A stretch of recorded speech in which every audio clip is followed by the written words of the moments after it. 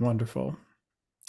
So welcome to the session titled Sustainable Africa, Coaching to Build a Mastery of Change. This session is co-sponsored by COMENSA, the Coaching and Mentoring of South Africa, and the IAC, the International Association of Coaching, and is provided through our partnership with 11 of the world's leading coaching, mentoring, psychology, and coaching supervision groups that formed the JGSG, the Joint Global Statement Group on Climate Change. My name is Brian Lowell French, and I'm honored to moderate this panel, but I'm also very humbled. As a person who lives in the global north in the United States, I fully recognize that I cannot begin to comprehend the unique challenges and realities faced on the African continent. But I'm also hopeful that this session can be used to educate coaches around the globe in how we can all support the increasing of opportunities for all people in Africa. So I will serve as a proxy for global coaches in asking questions that can enlighten all of us to better understand and to be able to better support the sustainability needs in Africa. When the team was planning this session, the decision was made to title it Sustainable Africa, Coaching to Build a Mastery of Change. And this title is meant to encapsulate not only the challenges faced on the continent due to climate change, but to also recognize the amazing work that is being done by coaches and leaders across Africa to create a sustainable future.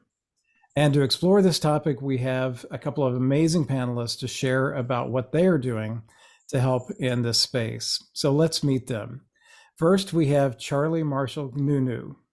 And Charlie represents the IAC from Cameroon, but actually in Brussels today. Charlie, would you like to get on camera and say hi and just explain a little bit about your background and what you do? Yeah, thank you, Brian. And thank you for all the participants to show up and to honor us with their presence here. And Charlie Martial Ngunu, I'm actually the International Association of Coaching Coordinator for Africa. And also, I double as a civil society activist, and that's why I'm in Brussels, where we are thinking about anticipating the future of civil society in this time when democratic spaces are shrinking everywhere, and then where digital authoritarianism is increasing. So happy to be here and to share my perspective with all the participants. Thanks. Wonderful. Thank you so much, Charlie. And our other panelist is Lindy Jabavu, and she is from South Africa representing COMENSA and the CCA, the Climate Coaching Alliance Africa chapter. And Lindy had to drop because of a device issue. So I'm looking now to see if she's been able to rejoin so we can introduce Lindy to you. And I'm not saying that she's rejoined yet. Lindy, if you have, please unmute. But I'm not seeing your name in the list yet. So we will introduce you to Lindy in a few moments when she returns. So next, we'd like to just provide you a brief overview of what the JGSG is. So I'd like to now invite the president of the IAC, Anjali Nair, to share this brief overview of the work of the Joint Global Statement Group on Climate Change, known as the JGSG, and the purpose of these roundtable sessions. Anjali? Thank you so much, Brian, and a very warm welcome to all of you here. And I join Brian in this conversation as we take the story ahead.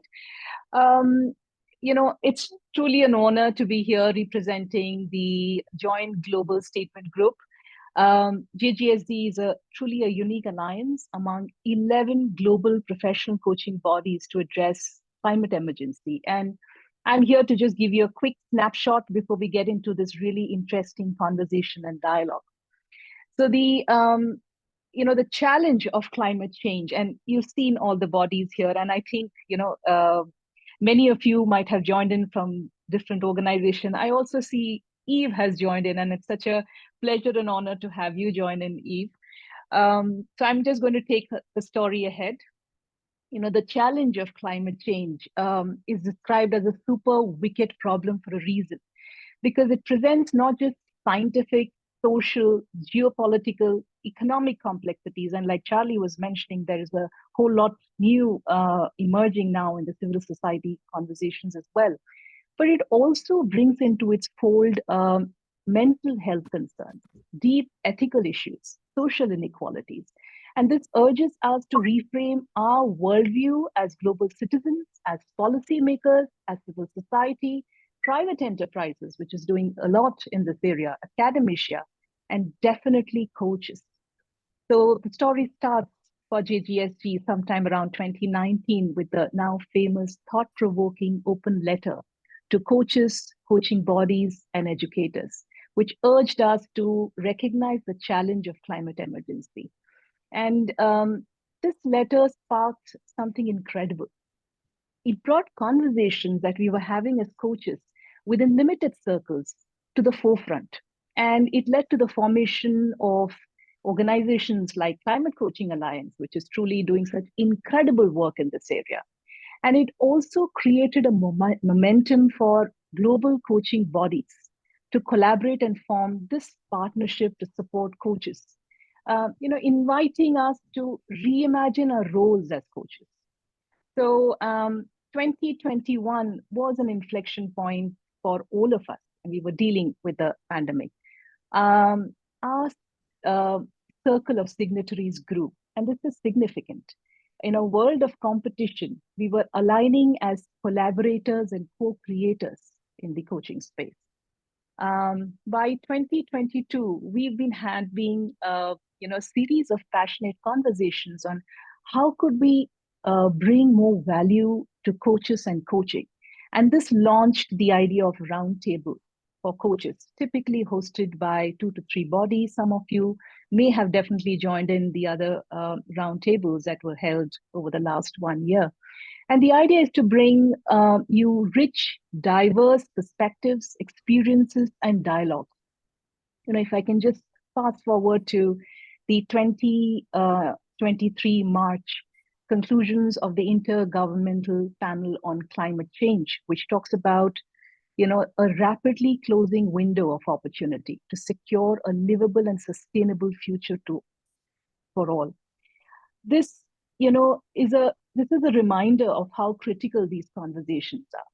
So the purpose of JGSG is to provide this collective space for you for professional growth, a space for raising awareness. And amongst the many things that this collective body is trying to do is bring in information, research, resources to equip our coaches. And this is also, a space or an opportunity for coaches across the globe to connect and create a global network of coaches as we engage in this space. I'd like to close with something that's really significant. This dialogue is happening at a truly significant juncture in history as the African Union joins as a key member of G20 to address climate change mitigation and sustainable development, as we shape sustainable, inclusive, and equitable world. So truly, this conversation holds so much more meaning given what we are trying to achieve together. With that, thank you so much, and over to you, Brian. Thank you so much, Anjali. And now I'd like to invite our friend and colleague from COMENSA, Veronica Vantanar, to share about COMENSA's commitment to equipping members to coach in the climate and sustainability space. Veronica? Thank you, Brian. And I really want to say to all our COMENSA members here that we joined the JGSG because we really wanted the voice of Africa to be included. And this particular event is a wonderful opportunity for us. And we coaches here are aware that we work in systems all the time, and the environmental system is something that we really can't ignore. So for many of us, we're saying, but how do we do it? How do we get involved? What is our role? And this is why we're so excited today to be having this conversation around, well, what does it mean and what can we do? And as Brian said, I really want to make the commitment that at COMENSA, we really want to support all our coaches and mentors and to actually help to give you the skills so that you feel equipped to coach and mentor around these sort of sustainability issues, because Africa is so affected. We have poverty, we have food scarcity, we have educational challenges, and all of these are impacted by climate. So it isn't something that we can any longer ignore. And please, if you have any ideas of how you'd like us at COMENSA to get more involved, we'd love to know. And a reminder, by the way, to our members who are credentialed members, that there will be CPD points available to our members after this, if you go and complete the questionnaires afterwards. So please, really get involved today. It's a wonderful opportunity. And thank you to Brian and Anjali for bringing this opportunity to us. So I'll hand it back to you, Brian, and looking forward to it a lot. Yeah, and thank you, Veronica. When Veronica first mentioned the possibility of this session on a JGSG call, we meet quarterly, Anjali thankfully quickly stepped up and said, we will partner, and we're so happy that she did. I serve on the Board of Governors of the IAC and also lead our sustainability team that is working to help our members to grow in the space, and Anjali and I serve as our representatives on the JGSG. So I've gotten to know Veronica over the last year and a half as we've been serving on that group together. And as mentioned, there's a few members represented here today. So we're so happy that other members of the JGSG are here with us. And our commitment at the IAC is growing. It's been steady, and I'll say steadily growing over the last few years. And when we joined the JGSG a few years ago, I was not involved at that time. I'm so honored that Anjali asked me to step in and help lead this effort as I help to lead our sustainability team that we've now formed within the IAC. And when I think about our commitment, I will just read to you the paragraph that we have on our IAC website. On our sustainability page, where it says, the IAC is committed to global sustainability and equipping our members to coach in areas related to ESG, environmental, social, and governance, to address the needs represented within the United Nations Sustainable Development Goals. So, we've been supporting the work of the JGSG and the Climate Coaching Alliance. And as Anjali said, we're so happy to see Eve here with us today, Eve Turner from that wonderful group. And we've been supporting these groups for quite a few years. And in 2023, we formalized our work in the space through the creation of our sustainability team.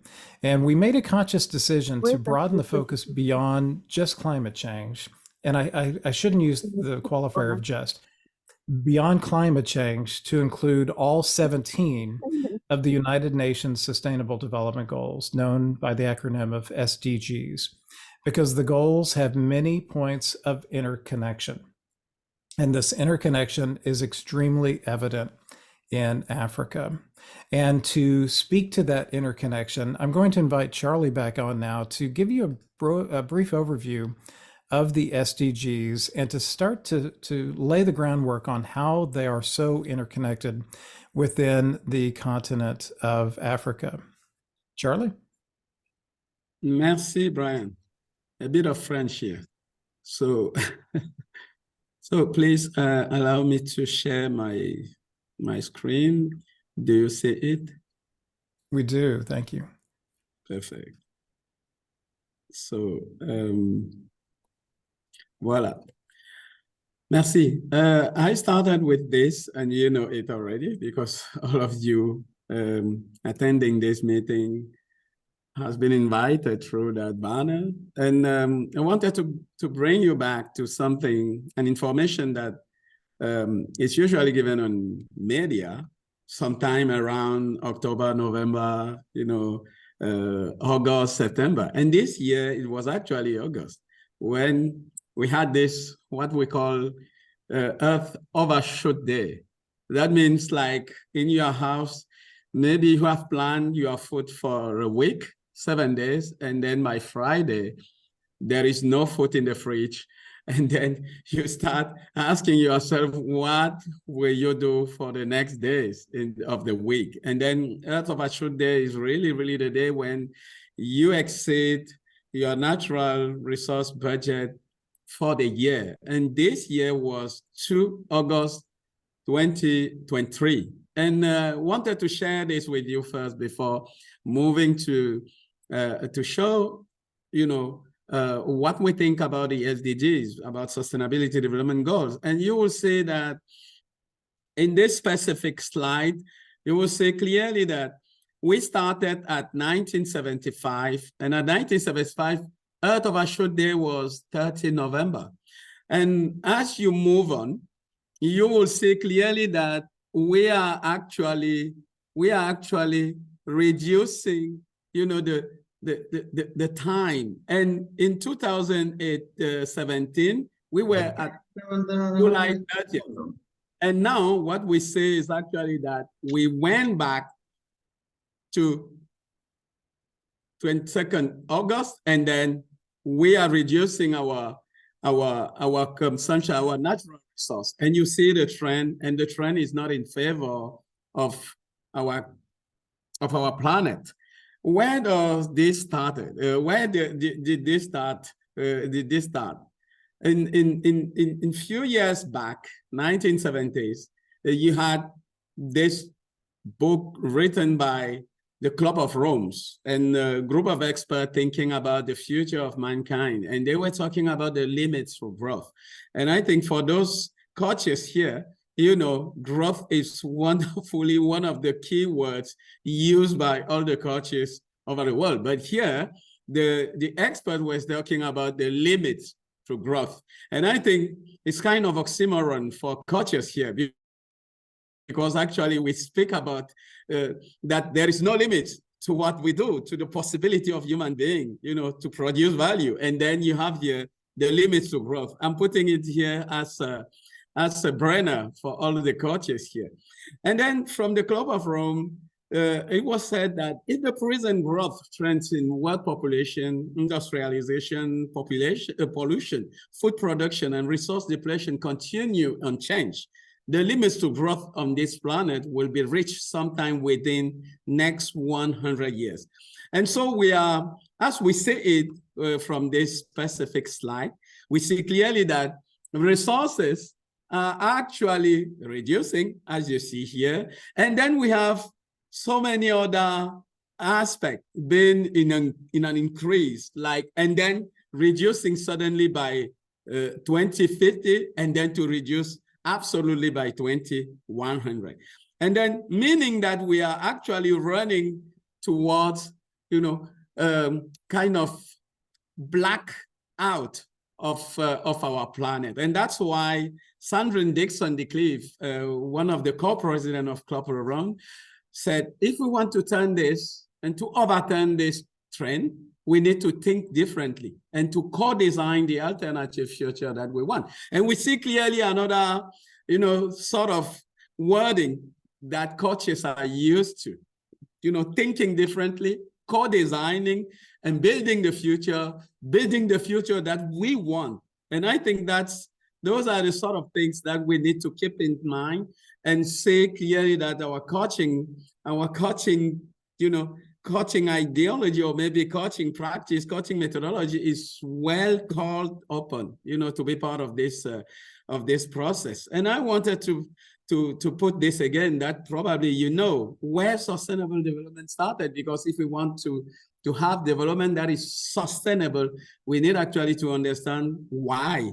And then sustainable development concept started with Brundtland Commission.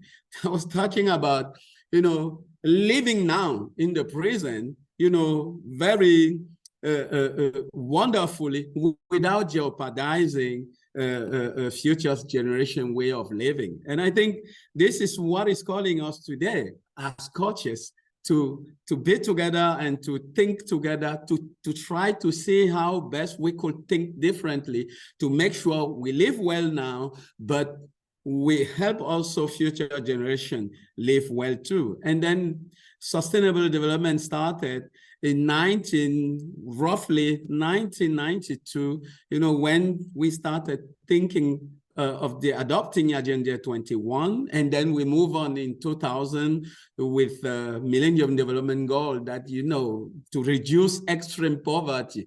It was a bit negatively framed, reducing extreme poverty, like fighting the past, and that is impacting our present. And then the expert understood clearly that we need to change this to have something that is more proactive. So the 2015 Agenda for Sustainable Development, with its 17 goals that you see here, with and some of you, you know it, no poverty, more positive frame of mind here, good health, like you see here, with well-being, quality education. So you see clearly that we are more positive thinking here, going back to what Sandrine was saying, thinking differently on how to frame our future. And then there was a classification about it. When you see, when you look at the 17 goals, you will see there are goals addressing the biosphere, and then goals addressing society, and some goals addressing economy. So a systemic way of looking at building our common future.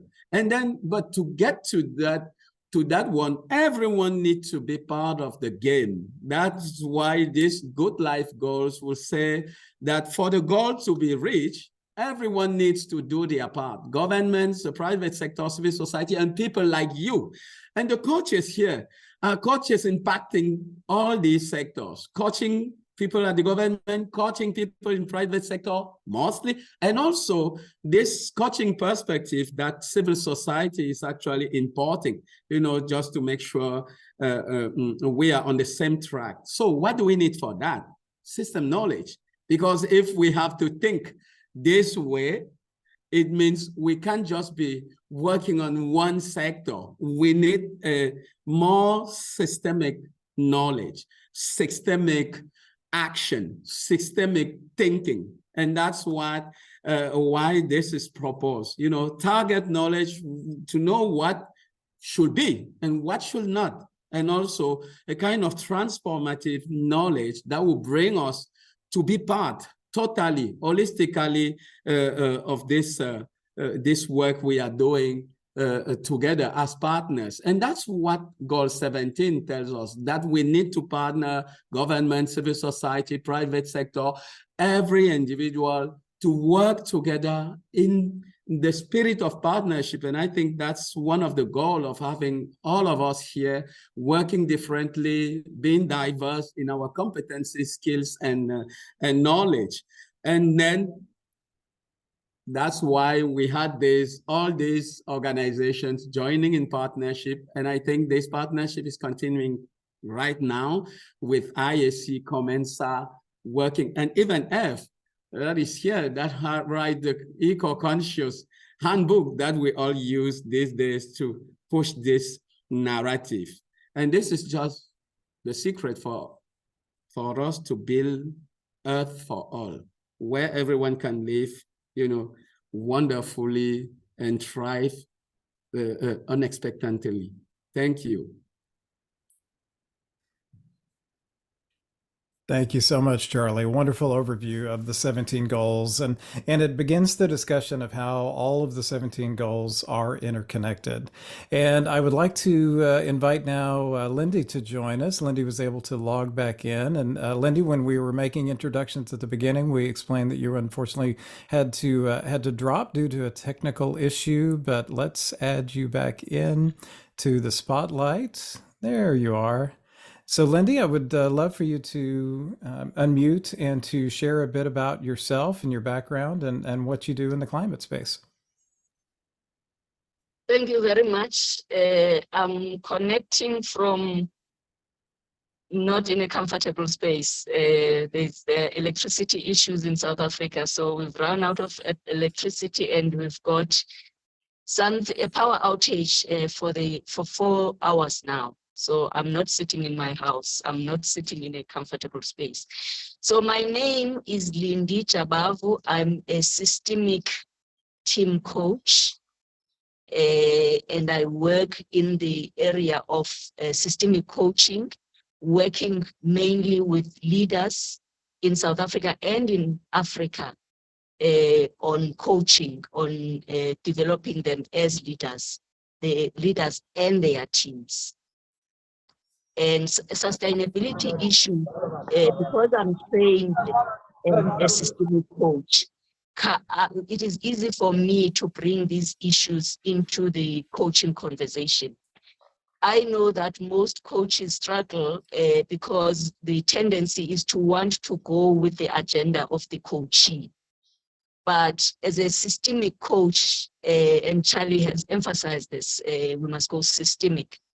We are able to bring in the perspective of stakeholders, living and non-living stakeholders, including the planet, future generations, and we are able to link that to the sustainable development goals, especially in Africa, where poverty and hunger are still an issue. So I don't know whether you want me to go on and give an example of where I use this type of systemic coaching, or you just wanted me to introduce myself and pause. That's wonderful, Lindy, and I think you'll have plenty of opportunity to share more of the story. And thank you for sharing of the challenges you're facing. I mean, it fits right in with our discussion today and how everything is interconnected through those 17 SDGs. I did want to mention for those who saw the flyer for the session, we also were hoping to have another panelist, Debola Diji Kurunmi from Nigeria. Unfortunately, she was not able to join us today, but I did want to clarify that. So I would like to go ahead and start our panel discussion. We have a number of topics, and I will make the offer that if you have any questions that come up through the discussion, please place them in the chat box. We will have time at the end of the session to answer those questions, so I'll be keeping an eye out and compiling those. And our first topic is the idea of systemic thinking. So Lindy, I'll invite you to jump back on here in a moment and speak to this. And, recognizing the interrelation that we've talked about to the SDGs. And Lindy, I would like to ask you, how have you seen climate change affect the other systems represented by the 17 SDGs in Africa? So the environmental systems, biodiversity systems, social systems, geopolitical systems, etc. So I'll demonstrate this. Sorry, I can't be on camera. My battery is running low. That's I fine. hope you don't mind. Completely understand. So I will use an example when I coached a team in Ethiopia, and that team works in the health sector. We quickly realized, because we were using systemic coaching, that when you talk about health in Africa, maybe anywhere really, you need to think about agriculture, you need to think about land, you need to think about, so when you want, and the issues of equality, gender equality.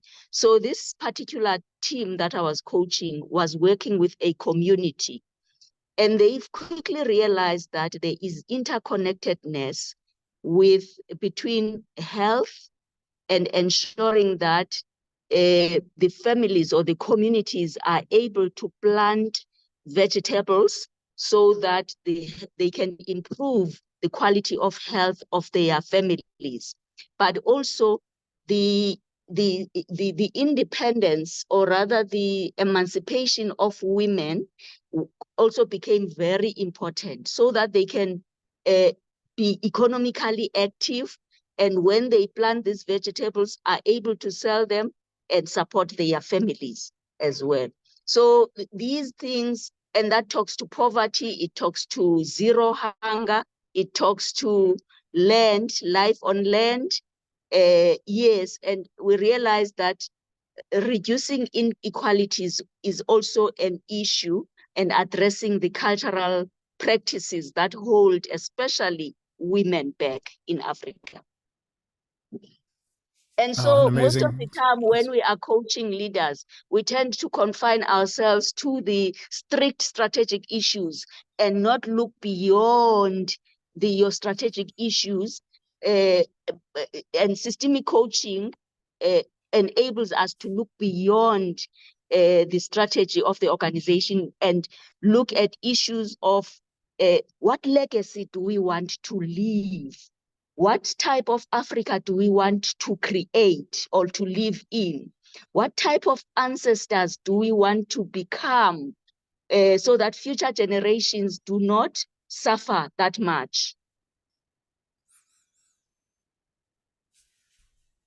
Wonderful story. Thank you, Lindy, so much, and so impactful. And thank you for pointing out all of the different SDGs that coaching engagement we're touching upon. And I did list the SDGs in the chat box, so you can have them as reference as we go through this discussion. So if you're not seeing the chat box, you can click the chat button on your Zoom interface and bring that up to the side, and you can reflect on them as we are having the discussion. So Charlie, would like to ask you the same question. How have you seen climate change affect all of the other SDGs in Africa? Thank you, Brian. What I will first say is in Africa, especially where we live in Cameroon or in West Africa, last year we had floods in many cities, in Nigeria, in Cameroon, in Ghana, in Cote d'Ivoire. And what we will notice is that those countries are not really, the countries that are generally considered as climate affected spaces. Because most of the time we will talk of countries in the Sahel. We will talk of more coastal countries because those ones are up there in the desert. And we see clearly that there is kind of, migration of populations because of climate. So it was surprising to see clearly that in countries that are not counted or maybe that are not considered as climate affected, we will be so great havoc from climate change. And the second thing I would like to add is most of the businesses in those spaces, because it was not in remote villages, they start understanding that the very rigorous and strong specialization that they get in when they want to be part of the business landscape is actually creating some sort of blind spot in the way they lead their business. And I learned this from a workshop that I moderated 2 weeks back with African Development Bank for Central Africa with the director, the regional director. We discovered that there is a very clear necessity right now to build systemic thinking. That means while businesses will be specializing in their work, they have to consider the impact of their work in the environment where they are installed or maybe where they solve the problems, because solving current problems is actually producing some other problems that are more dramatic than the problem that we usually solve. Like, if I take the businesses working in the housing sector, what we discover is that most of the concrete being built in cities are creating opportunities for water to create floods, for rain not to be able to find their ways when it rains, as we see it now in Cameroon, for example, where we don't actually know what are the division in the climates as we have. We usually said when I was a kid that we have the great season of rain, short season of rain, and you don't have it. So we have got into a sort of irregular way of climate living, and meaning that we need to think broader than we used to think. Thinking about the seasons in Cameroon, we need to go, we need to cross the borders of Cameroon to think about what is happening in Chad, in Congo, in Nigeria, in the Central African Republic, because most of the things that happen in Cameroon, find their sources in what happens in those countries, especially when it comes to climate. Meaning that if I just take this environmental systemic thinking, we understand automatically the link with, more human systemic thinking, to see, because after the environmentalist system, systemic dramas, what we see is that you have human beings migrating from Cameroon to Chad, from Chad to Cameroon, as we see with Lake Chad basin, drought that is that has already closed the lake itself, meaning that the populations living around the lake have actually migrated and also has changed their lifestyles because they were there for fishing. And now there is no water, there is no lake, meaning that they have to change. They have to look for some other ways, creating, kind of stress for those who were already shepherds or farmers. Because when you have thousands of people changing their lifestyle because of the lake, that is already in a state of drought. It means we need to change the way we think politically, economically, socially, even culturally. Thanks. If I may just add, because this also links to sustainable goal number 16, which talks about peace, justice, and strong institutions. So the more people migrate from one area to another, this results in wars sometimes and conflicts. And you find that it also makes the situation around hunger and poverty even worse. Yes, a great addition, Lindy, and thank you so much, Charlie, for that powerful message. I work closely with a colleague who was born in Uganda and raised in Kenya, and his father actually worked in the accounting department of the United Nations. So as this session was coming up, we had many discussions about the situation in Kenya where his parents still live, and we had our last conversation just after the African Climate Summit that occurred from 4 to 8 September of this year. And when my friend talked to his parents to gain their perspective from the conference, they shared that much of the message that came out of the conference spoke to this interconnectedness that we're speaking of, but also bringing up the points of food insecurity, the rising cost of food across the continent, of all of the extreme weather events, as Charlie spoke to, and of the inequities that we're speaking of and that Lindy is bringing up. And the overall disparity between the global South and the global North and the West, especially.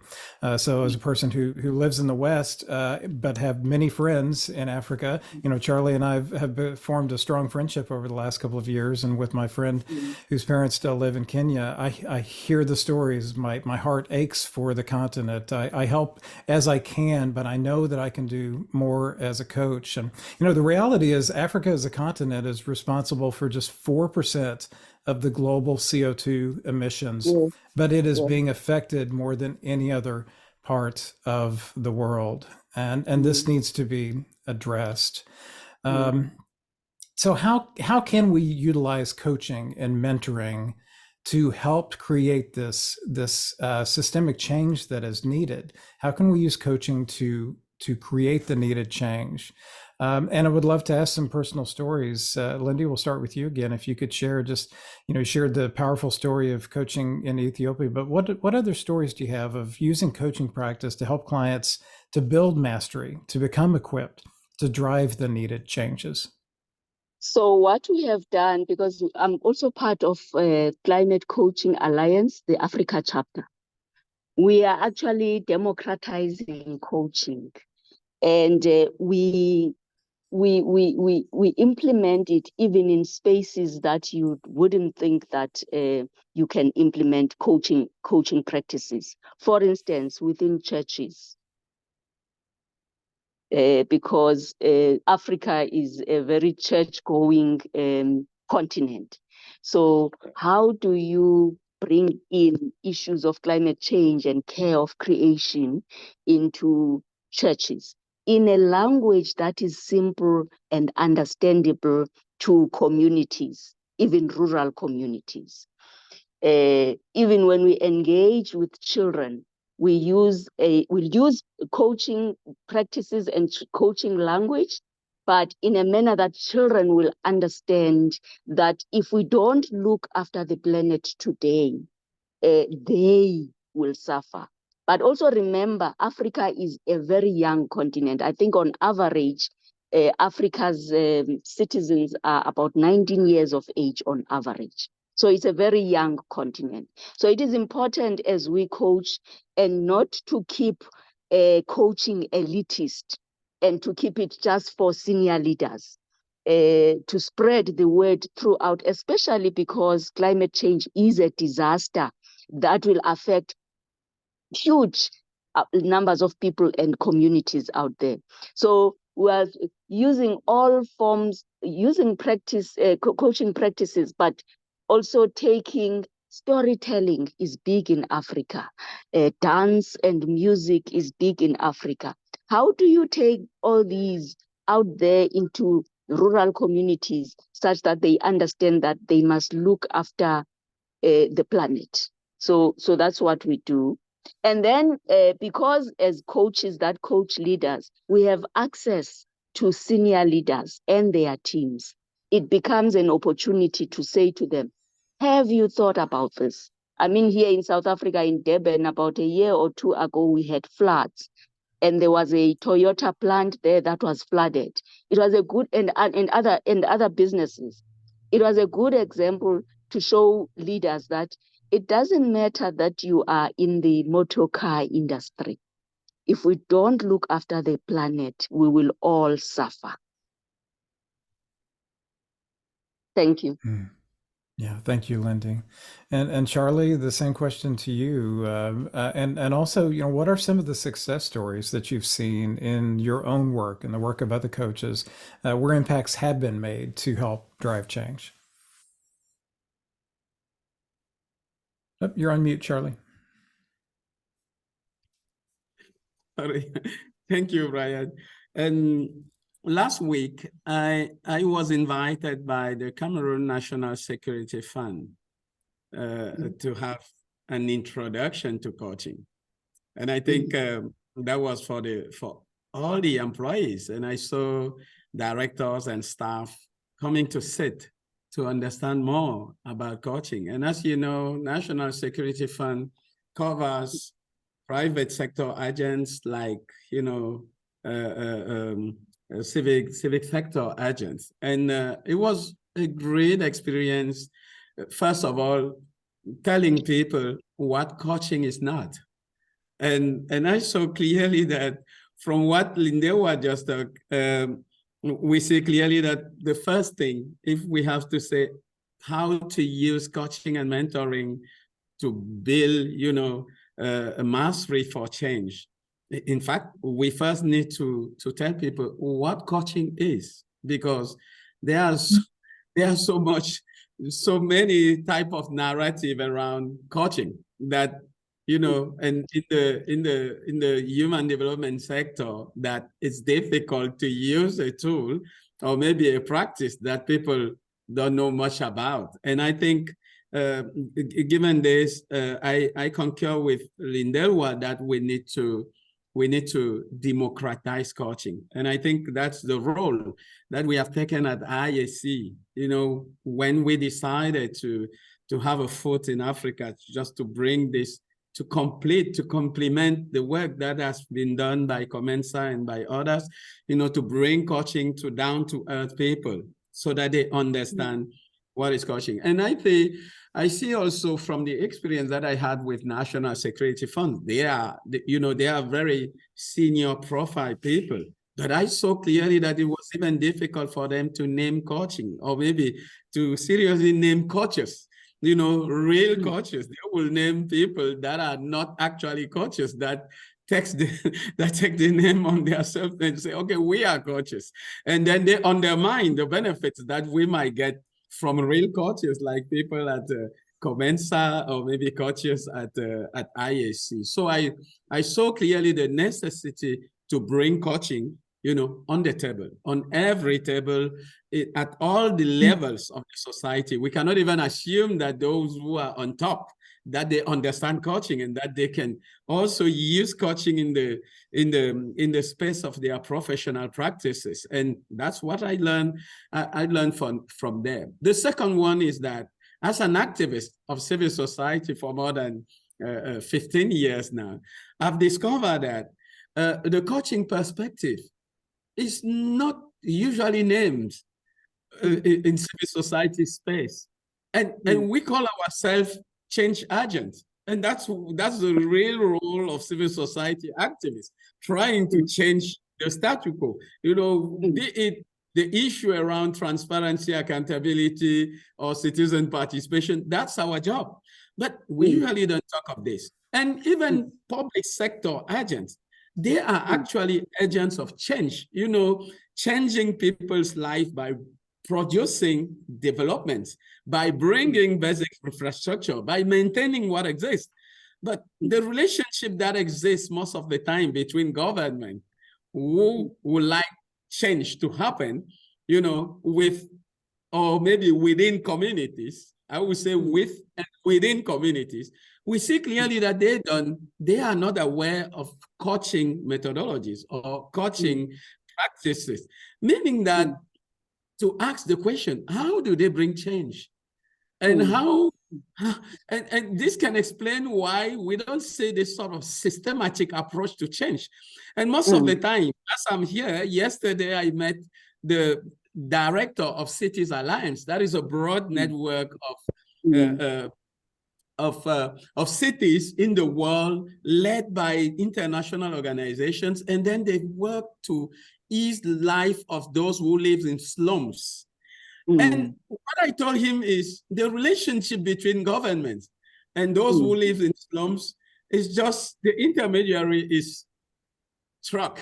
You know, you wake up in the morning and you see trucks in face of your house with, you know, the intention of crushing your house down because you live in slums. How can we bring changes in those kind of contexts when change is only seen as a tool for public policies to be imposed to those who are actually themselves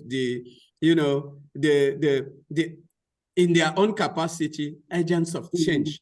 Meaning that once we start thinking systemically or systematically in that way, we can really teach, and that's what I'm learning now, we can really teach coaching, you know, coaching methodology to public sector agents, to civil society agents, to communities too, so that we can sit on the same table and look for the best way to bring development in our context. If we don't get that way, what Lindewa just talked about, you know, crisis, fight, social routes, that will happen all the time. And that's what we see in Cameroon, where we already have a war now in the Northwest and Southwest region. All the development benefits that we had for the 40 decades, for 4 decades, has been crushed down by the fact that citizens have decided to go against the government. And this is not different from what happened when you have a problem with climate. This is not different for any kind of sort of, you know, the war that we have in Gaza, that we have in Ukraine. It creates same havoc with all the consequences that you know. That's why, based on this experience that I shared with African Development Bank, we need partnership to bring coaching practice, coaching, our experience doing coaching to those sectors, you know, that will use the system, or maybe that will bring coaches in the system to build a kind of level playing field for all. Thanks. Thank you, Charlie. Yeah. If I might just quickly come in, Charlie, before my phone dies. The one other trend that I must commend academic institutions in South Africa, especially business schools, they have incorporated coaching into the training of leaders within business schools.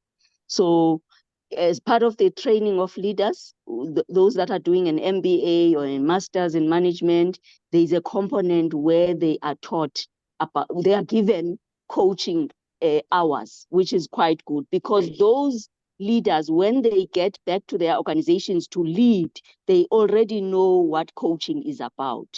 Another trend that I've just seen now is organizations that bring in trainees and give them coaches, you know, coaches right at the beginning, which I thought was amazing. And it's an opportunity for us coaches to talk about the systemic issues and the bigger issues and the sustainable development goals to young leaders Because remember, I said Africa is a young continent. Thank you. Yeah, thank you, Lindy. And since your phone is getting close to running out of power, I want to make sure that you have a chance to share all of the points that we talked about in the pre-call. And what you just shared is a good lead into our next topic, and that's just the importance of coaches around the world to understand the complexity of the sustainability needs of Africa and how they do affect the entire world. And in our pre-talk, you listed a number of examples, food and water security, internet connectivity, youth opportunities for career development, as you were just speaking about. So what do you want to tell coaches around the world to help them to understand the complexities? I think as coaches, let's just open up and be available and be aware of the global challenges that the world is faced with. It doesn't help for us to confine ourselves to management issues, how to help somebody transition from supervisor to manager and so on. I think we must open up because if we don't do that, we will have all these organizations, but they won't have clients, or they will even collapse when climate change hits us hard.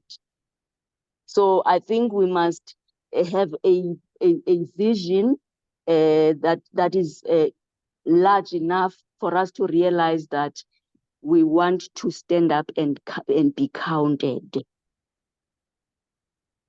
in terms of having done something about climate change and about the sustainable development goals and making them a reality. It requires all of us. Powerful message. Thank you, Lindy. Charlie, how about you? What do you think coaches around the world need to know about the complexities and how they can ultimately help from wherever they are in the world? Yes, I think in my view that we first of all need to be where decisions are taken. Because most of the time when I have been in the sustainable development goal preparation events in New York in 2015, I saw how it gets to to be negotiated, and that's how most of the global goals are usually traded off. And most of the time, we are more focused on the trade-off, on how to share the benefits of those goals than, kind of ecological view of how the planet will stand after, the implementation of those goals. And that's why I think coaches or maybe organizations like ours need to be on the table whenever those goals have been negotiated, so that we can add this ecological flavor that the world needs to understand. Because we will say, if you do the kind of fine analysis of anyone business, you will see that anyone is actually attached to some goals, meaning that we are all working towards sustainable development goals. But what happened is that as these goals are individually exercised, as these goals are individually implemented, some goals will be working contrary to some other goals. And that's the problem we have with businesses, producing mining in Democratic Republic of Congo for us to sit here on our phones or our laptops. Why environment in RD Congo and human beings in RD Congo are exploited? And so at the end of the day, we have kind of zero-sum, addition, or maybe even negative sum. And we need to be on the table to bring our mindset, because I think we are more close to what should be done for kind of ecological behavior from all human beings. And for me, that's where we need to sit, not for organizations or maybe businesses to be fight against each other for the greater share of the cake. And we need to understand that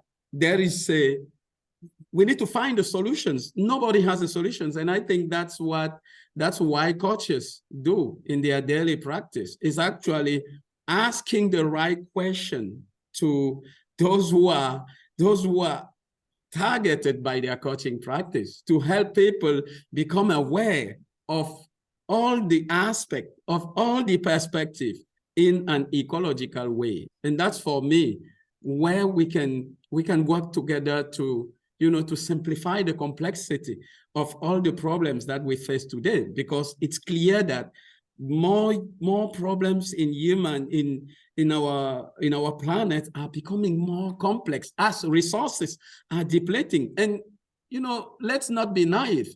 While resources are depleting, it's clear that more violence, more aggressive behavior from nations to nation, from humans to human, from businesses to communities will happen.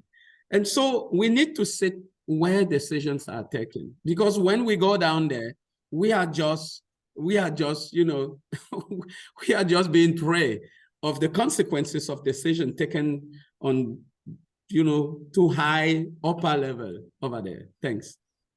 Yeah, thank you, Charlie. And it looks like Lindy's phone did run out of power. And again, this is an indication of the inherent challenges faced in Africa. I am going to invite Veronica and Anjali on in just a moment to add to the discussion. So I wanted to give you a warning that I'm going to bring you back on camera because I would love to get, Veronica, your take on the question of, what do you think the coaching and mentoring associations around the world can do to further develop the awareness and increase opportunities to support Africa? And I'm glad you just mentioned the mentors, because I think, we have to understand that coaching isn't the answer to everything. And some of the people need coaching, some need mentoring. So let's be aware of all the skill sets that we bring. I think a danger, so slightly off your question, is we mustn't also come thinking we come as the saviors.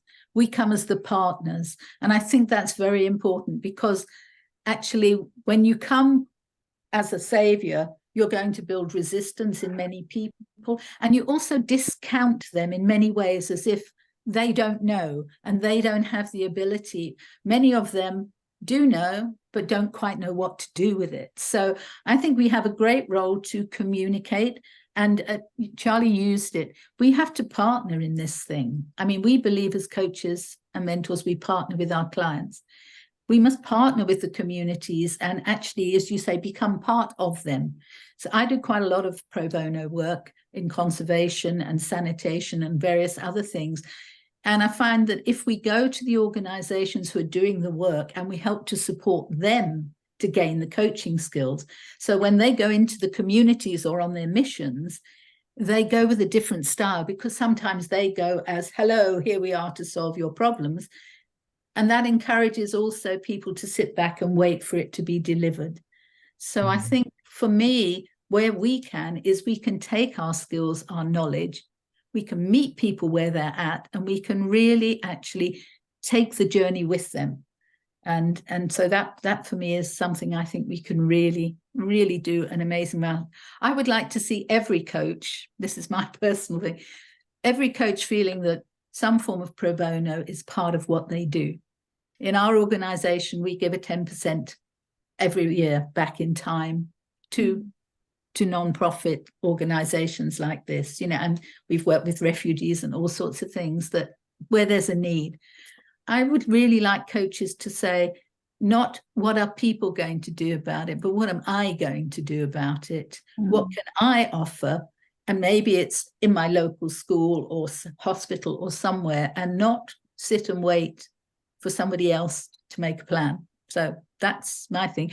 But if people from COMENSA, particularly obviously as our organization, would like to get involved in some pro bono work to support this work in CCA Africa, then please just let me know. And I think together we can do that. We can take action. We have agency. So I'm sorry, I get quite passionate about it. But, I love the passion. Think that's what we have to do, is everyone can do something. Everyone has love the passion and love the wisdom. Thank you, Veronica. Anjali, what about you? What's your perspective on this? What can coaching and mentoring associations do to support? I want to pause a minute to just, share something here first. When we started this conversation around this dialogue, one of the pieces that come up is ignite curiosity. And I am truly, such a brilliant conversation. I think what I'm going back with are so many more questions that we have that we, would love to explore further. But to answer the question, I do want to pick up on that one word that Veronica brought in terms of partnership. Partnership to be a part of the solution. Partnership with the organizations, with the stakeholders to walk that journey with them. And, when we look at ourselves, and I think I'm going to pick up from some of these brilliant insights that have come in, is we do play multiple roles, and when we look at ourselves as just individuals and global citizens, there are areas that we have already contributing, perhaps. And when we look at, us as a coach in the profession we are in, there are areas we contribute to. But there are also other, hats that we wear in our professional space. And I can speak from my experience of working as an organization development consultant. There is so much to learn, and you're engaging with organizations, partnering with them as you bring the space, because there is a unique skill that coaches bring. And Charlie has spoken to it, Lindy has spoken to it in terms of the systemic lens. There is also this ability that we bring where we are able to hold space, navigating polarity, being comfortable with the tension in the room. And I think, the reality that each one of the panelists have brought in along with you, Brian, really speaks to that. And we are talking about, changing our worldview, shaping the way we act, interact, and engage with the world and each other. That really means something much deeper than having conversations or just bringing in, one conversation around environment or, how it's impacting. It means something far deeper. So I think the beauty of these conversations is that, with each roundtable and each of these discussions, it has brought in a lot of wisdom and insights for each of our organizations to work on. So when I speak about as a coaching, mentoring organization, and I can speak to in terms of IAC, we have, we've walked this journey with so many questions in our mind. And the moment we took that step back to say, while we are looking at climate action, we know that there are coaches already engaged in this space, in wellness, in DEI, and we know that these are all coming together. And beauty of these conversations is that it makes us realize that, hey, I've already worked. I think I know I've done this. It's not something new. I'm just building on from where I am. So, I would go on and on as well. And I know we are, we have very little time, but what an incredible conversation. And thank you so much for having that. Yeah, thank you, Anjali, for your perspective. And this session is coming at an optimal time. I mentioned earlier the Africa Climate Summit that was held on 4 to 8 September in Nairobi, Kenya. And if you've not looked at any of the resources that came out of that, the declarations that came out of that, please do. Powerful messages. I was able to watch many of the videos from the session. The UN General Assembly and the SDG Summit was held in New York, 18 through 26 September. And tomorrow begins COP28, the UN Conference of the Parties in Dubai, that runs from November 30 to concludes on 12 December. This is an optimal time for us to get engaged. And the message that I'm hearing from everyone who has spoken today is we have the opportunity to get engaged. We have the opportunity to be at the table, to partner. And if there's a theme that's coming out of this, it's Goal 17, partnership for the goals. And the wonderful work that the JGSG does, these wonderful roundtable sessions that we partner to provide, hopefully are examples of that partnership where we all can play a part. Okay, our last topic, I'm going to invite our panelists to speak to this, but also I'm going to invite each of you to share your thoughts in the chat box. We wanted to wrap up this session by just exploring this thought of we can create an environment where all parties, all stakeholders are seeking a common good for humanity. So the open question for you to share your thoughts in the chat box, and I'll invite our panelists to share thoughts, is what can be done to bring all of the stakeholders, government, business, private sector, industry, NGOs, and the people being affected?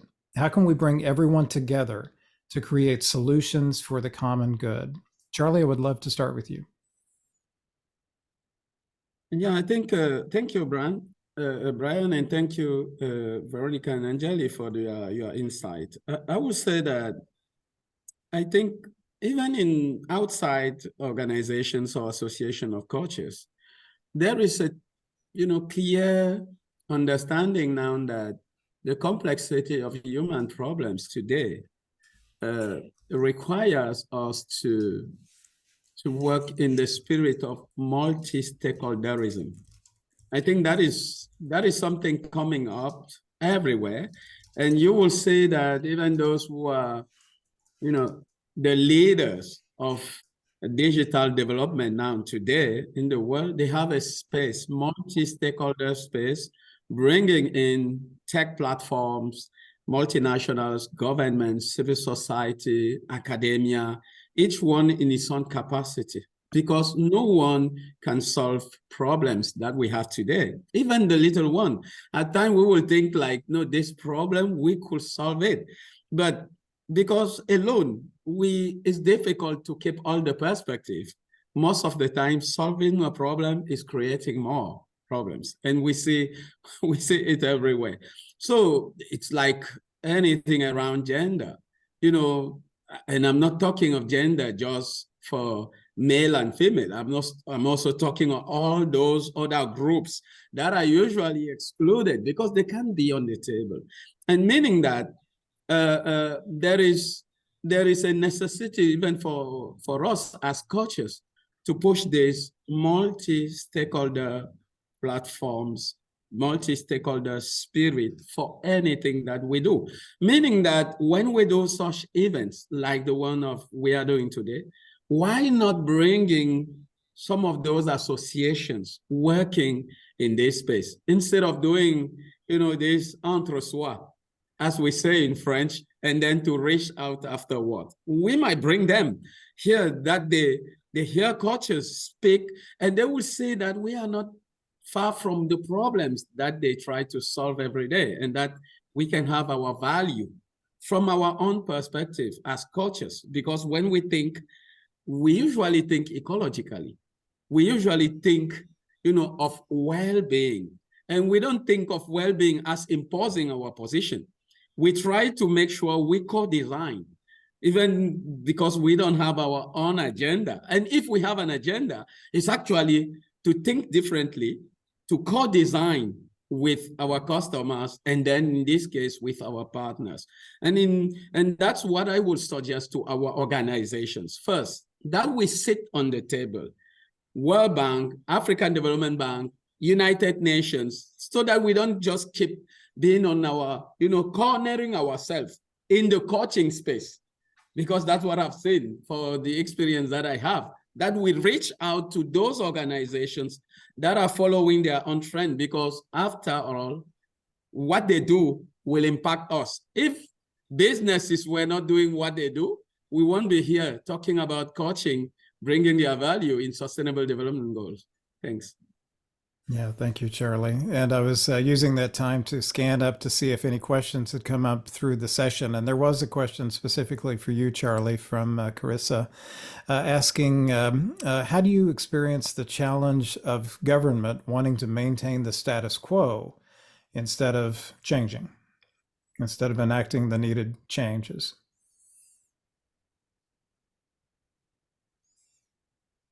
What thoughts do you have, Charlie?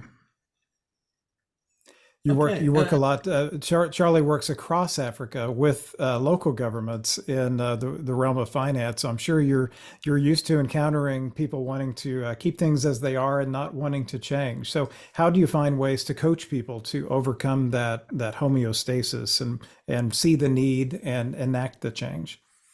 Yes, and as a consultant working on public finance specifically. So I talk want about to bring those Anjali talk about the organizational work that she does, but I work in public finance, and I've been organizing public finance in the Comoros, in Central African Republic, and in many municipalities in Africa. What I say is, when you touch money, you touch something that is just, you know, as you know, every war is in the money. So when you get to implement a system that will certainly close some holes where people benefit, wherein people benefit, it means you need to use coaching approach. And that's what I've been doing so far, without naming coaching, you know, trying to make sure people understand the real picture, how they will benefit around this. And I think you know, the kind of mastery that coaching brings to someone doing another practice, it's just that it gives you a flavor that is just special. Because I usually use coaching in my public finance practice, and people don't even know that I'm a coach. And I think using this means also that as a coach, you don't take your practice in public finance as imposing your consulting skills to those you are working with. And I think this is the space. This brings something that they don't usually see with some of the consultants that they receive. And Veronica just talked about it, that consultants will come with suits like this, and then they will tell you what to do, because the mindset is that you don't know. They will have to fill your empty head. But when you bring a coaching perspective, a coaching, you know, a coaching foundation to your skills, and that's why I agree with Veronica that we need clearly to bring coaching to some other people working in whatever they want. And Linde will talk about that. Professor needs to learn coaching. Healthcare actors need to learn coaching, because through this, they can add something, you know, that softens the path of resistance. Thanks. Wonderful. Thank you, Charlie. Well, we are close to time. I wanted to ask everyone to answer a few polling questions that we're starting to do for these roundtable sessions to make sure that we're reaching you in the way that you want to be reached, that you need to be reached. So I'll bring the poll up that you can provide answers for. You should be seeing it now, and there are 5 questions. If you could answer each of the questions, and then click submit. And while those are coming in, I would love to invite Anjali and Veronica on to provide some closing thoughts. Anjali, let's start with you. You know, I love what Charlie just said, to invite people to our table. Absolutely. And people who are not coaches, people who are working to climate solutions, net zero transitions, you know, carbon credits. These are reality that we as coaches would need to know. But I would add to it and say, get ourselves onto the other tables as well, like you're saying, but perhaps in very specific areas, very localized and at a global level. So there is a micro, meso, macro level interventions that we could look at. And, you know, at IAC, for example, we engaged in SDG 4, coaching and education, and we invited coaches across the globe to come in and make that social impact, you know, be a part of these initiatives. This is important because people need to experience coaching, you know, and I think that's the whole journey. Yes, it's a track ahead, and there's a lot to do. And I think that's the idea, that JGSG has come together as a collective voice to take this journey ahead. Wonderful. Thank you, Anjali. Veronica, how about you? What would you like to leave the folks with today? Well, I definitely would say invitation is really important, because no one likes to be forced into anything. It just builds unnecessary resistance. So, but the invitation, again, needs to be, for me, an invitation for dialogue, conversation, yes, but really for conversation, because we need to understand other people's views. So I think that for me is really, really important. And I would always say start local and go towards global, because, you know, each of us have a community where, you know, we have control over certain things, we have influence, maybe we start where we have influence and then we build that community. So I think for me, it's very much what you were saying, Angelique, be in the places that we can be, invite ourselves to some places because maybe other people won't invite us. Don't make it all about coaching, just bring those skills that we have and live those skills. And when you live them, people want more of them. And I think that's the way we will spread the energy. So Wonderful. yeah, I'm excited about, but we have to remember that you can't just talk. At some point we have to do something. So exactly. Yeah, and that follows my personal mantra is be aware, be informed, and be engaged. Aware of the needs, informed on the impact, and engaged in the solutions. And that's how I try to live. And when I'm coaching others, that's how I try to frame action orientation within them. So, well, as we wrap up this session, I want to thank our wonderful panelists, Lindy and Charlie, and also thank Anjali and Veronica, as well as the COMENSA marketing and administration team of Sally and Tamara for making this event possible.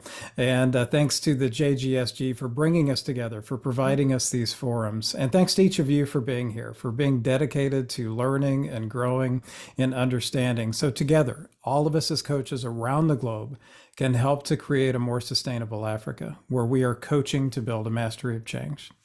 Be well. Thank you, everyone. Thank you. Merci. Bye-bye. Bye.